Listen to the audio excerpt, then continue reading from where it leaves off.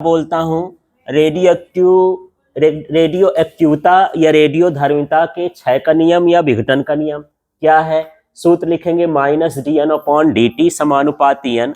Minus का मतलब है कोई चीज घट रही है, तो इसको हम बोल रहे हैं रेडियो एक्टिव नाभिकों के विघटन की दर।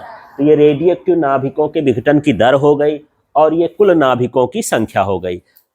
ठीक है, तो यहाँ पर किसी क्षण रेडियो एक्टिव नाभिकों के विघटन की दर उस क्षण उपस्थित कुल नाभिकों की संख्या के समानुपाती होता है। इतना लिखने के बाद अब इसको निकालते हैं, इसका सूत्र कैसा होता है। तो यहाँ देखना, अब अगले स्टेप में देखना, माइनस डी एन अपॉन क्या हो गया डी टी। ठीक है, अब ये समानुपाती का चिन्ह हटेगा तो कोई नीतांक आएगा, ये हुआ लेमडा और ये क्या हो गया एन।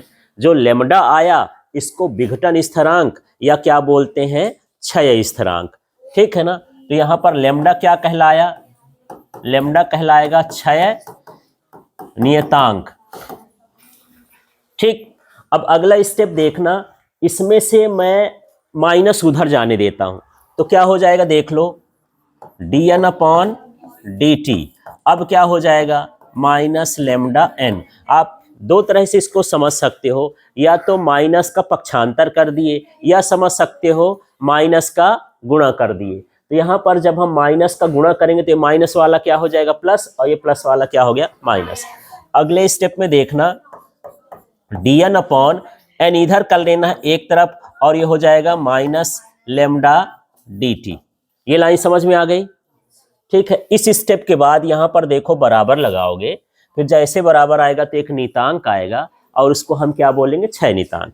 अगले स्टेप में देखना, इस माइनस को उधर भेज देना है तो माइनस लेमडा एन हो गया।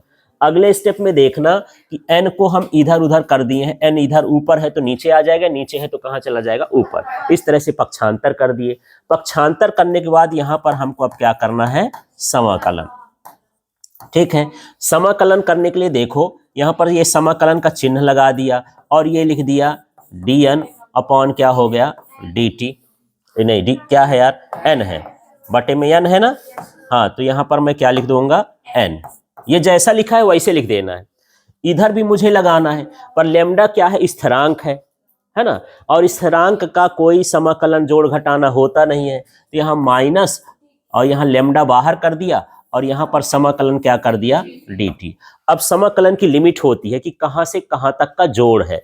तो यहाँ पर हम लिखेंगे कि उसका जो ये प्रारंभिक सांद्रण है वो n0 से कहाँ तक है n तक।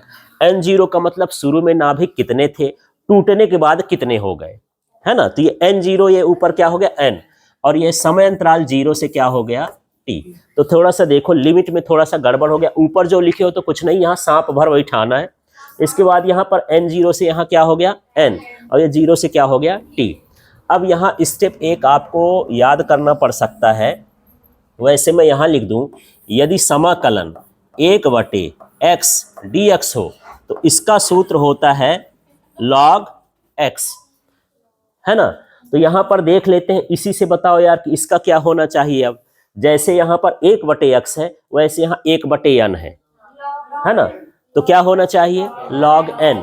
तो यहाँ पर हम लिखते हैं ln और ये क्या हो जाएगा n। अच्छा, ये log और वो ln में क्या फर्क है, वो भी log है ये भी log है। ये बोलते हैं साधारण log होता है, इसकी जो आधार होता है वो क्या होता है 10, और जब हम ln लिखते हैं तो ये नेचुरल log होता है और इसका आधार क्या होता है e, एक संख्या होती है चरघातांक की संख्या e है। तो ये भी log है ये भी log है, इसका आधार कितना होगा 10, इसको हम क्या बोलेंगे नेचुरल log। ln कभी लिखा होगा तो उसका मतलब नेचुरल log होता है। अब यदि दोनों को हम मान देखें कि क्या फर्क होता है, तो यदि मैं इसको बदलना चाहूं तो 2.303 और फिर ये किस में बदल जाता है लॉग में। ln का मान ये होता है। ठीक है, तो चलो अब यहां पर देख लेते हैं आगे के स्टेप में। ये हो गया, इसका क्या आ गया ln।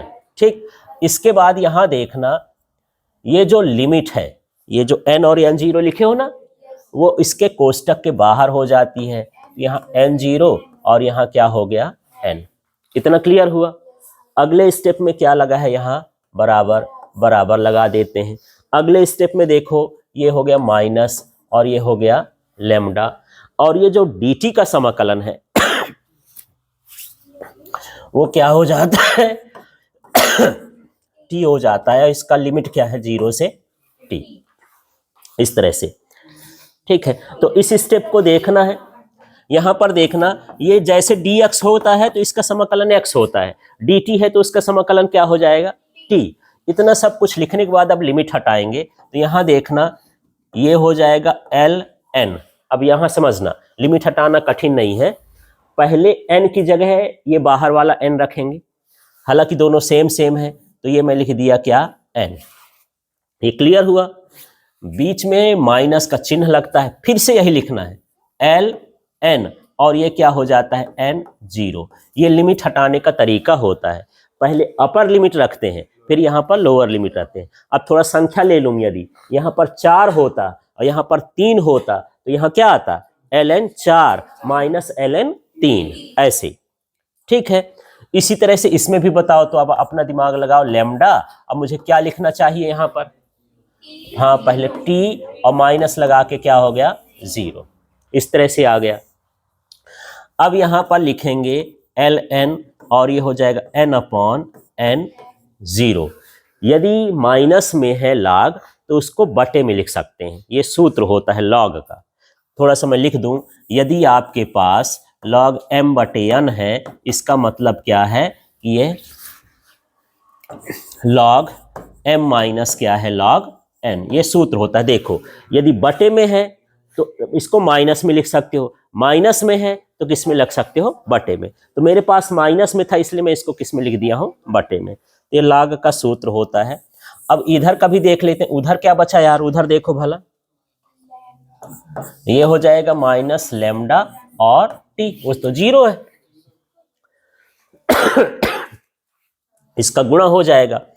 अब देखना, यदि ln हटाऊंगा तो यहाँ ln हटाने पर ऐसा हो जाएगा n/n0 और ये हो जाता है e माइनस लेमडा t।